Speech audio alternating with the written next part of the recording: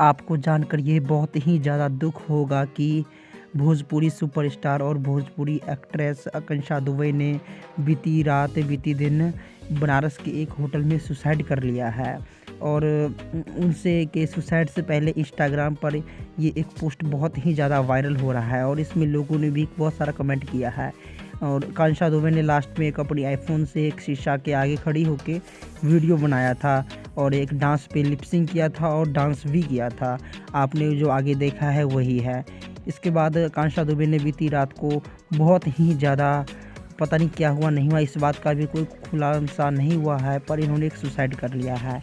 मैंने आपके सामने में एक इंस्टाग्राम पे जो लास्ट इनकी पोस्ट थी वो मैंने आपके सामने में रख दिया। इन्होंने लास्ट वही वीडियो एक अपने पोस्ट किया था।